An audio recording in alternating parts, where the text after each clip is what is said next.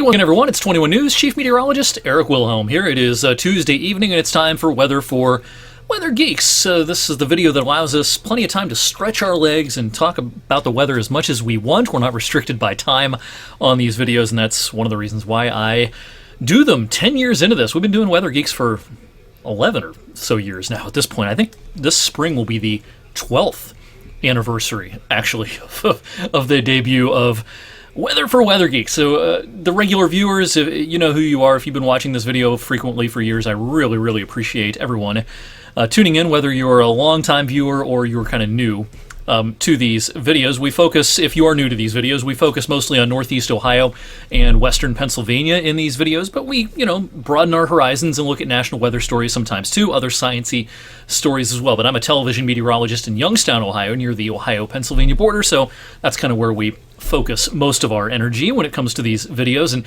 wow, the numbers were impressive today. It was the coldest day of the winter so far. When you look at the average overall, after 8 this morning and 17 this afternoon, our average temperature today is something like, about 13, 12 and a half, 13.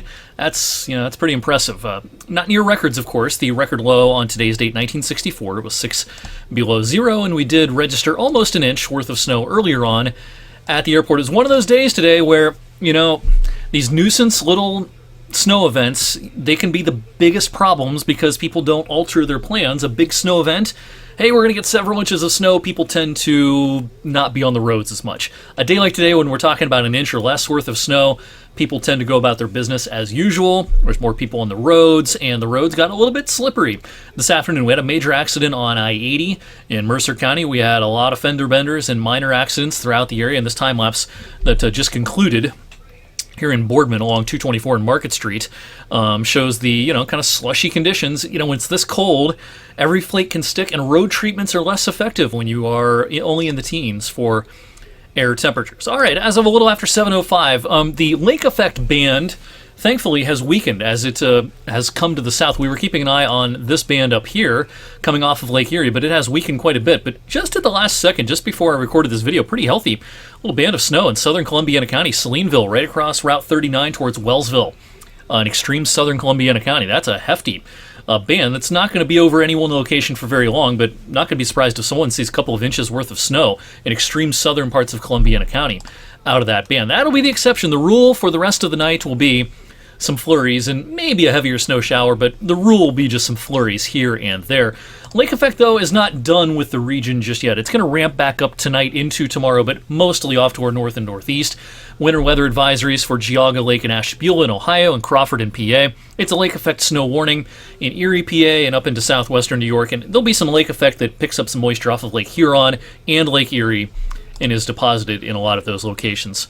On our Wednesday, you can see that depicted on the modeling here tomorrow morning. The lake effect is kind of aimed mostly kind of in this zone that I circled, Buffalo to Erie, no surprise, along Interstate 90. For the rest of us, a lot of clouds on our Wednesday. There'll be some flurries here and there, and temperatures will struggle. Now, the sky's going to clear out for a time Wednesday evening, but the clouds will roll in later on. And yeah, this next little system's kind of potent. Now, it's not going to be all the snow in the world, but this is going to be another day like today, where even though our forecast snow amounts are on the lower end of things, this can be impactful. It'll be a little bit warmer Thursday than today, so road treatment a little more effective on Thursday. We were only in the teens today. We'll be in the mid-20s on Thursday. But it's going to snow from the start of the day through at least midday and early afternoon. The snow may try to taper off as we go into the afternoon and early evening, but I think there'll be some accumulations out of this. The snow then gives us a break for a little while. Friday, a halfway decent day with some sunshine trying to return for the afternoon. The next system, though, hot on its heels. It's a busy, active weather pattern. I think this next system comes our way late Friday night into Saturday, and we'll talk about that more in just a second. The snow expectations with our Thursday system. Again, this starts first thing in the morning. Is here for a lot of the daylight hours. It's not all the snow in the world. Our modeling here indicating between 1 and 2 inches. I think with the high snow to liquid ratios, once again, I can't rule out someone trying to get 2.5 or 3 out of this. So our range, our most likely outcome looks like this. Put it at about an 80% chance that you fall somewhere between that 1 and 3 inch range on Thursday. About a 15% chance you see more than that. So most of us are going to fall in that 1 to 2, 2.5 inch range on Thursday. All right, let's actually shift gears and head over to our other model source here, and I want to talk more about the upcoming winter weather threats. We're going to look at the European model for the end of this week. We're going to back this up to the end of the week right here, Friday night, Saturday morning.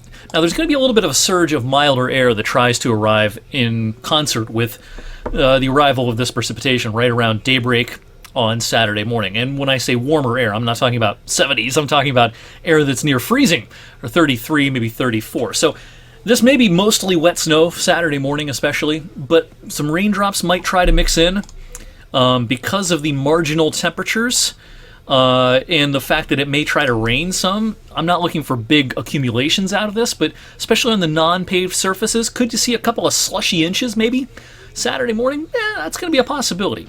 But I would suspect at this point that this is not going to be super impactful on the roads because we'll be helped out by those temperatures on Saturday morning. Then we'll quiet things down for the rest of the weekend. I mentioned last evening on Weather Geeks, the atmosphere is going to try to get its act together for a system Sunday into Sunday night. Doesn't look like it's going to happen with any degree of significance anyway. There's going to be some light snow that tries to break out Sunday, mostly in Pennsylvania and up into parts of New England. And yeah, there's probably going to be a couple or a few inches with this system in a place like Harrisburg, Pennsylvania, maybe DC, maybe Philadelphia, maybe even New York City gets in on some of this. But for us around Northeast Ohio and far western Pennsylvania, I don't think this is probably going to be much of a thing. Maybe some flurries. And, we may be more concerned about some lake effect streamers, and certainly will be more concerned with the cold. Starting Sunday, but really Sunday night into Monday and Tuesday of next week. And speaking of the European model, it's definitely currently the most aggressive with the intensity of the cold early next week. What we're looking at here are the odds of temperatures dropping below zero Monday night into Tuesday morning. All this, kind of uniform color here, this kind of reddish hue, that's 90 to 100% odds that we drop below zero. Now, the European in particular is pretty aggressive. The GFS model, the same product here, the odds of dropping below zero, the odds are high, but they're not almost a lock like they are on the European model. So our current forecast for Tuesday morning, next week, we're talking about a week from today, we do drop the temperature below zero, but maybe not as far below zero as a lot of the members of the European model suite would advertise. If you take the European verbatim, we go down to -10 or something Tuesday morning. But even so, I think -2, -3, -4 is pretty realistic. Next Tuesday morning, the wind chill, probably -10 to -20.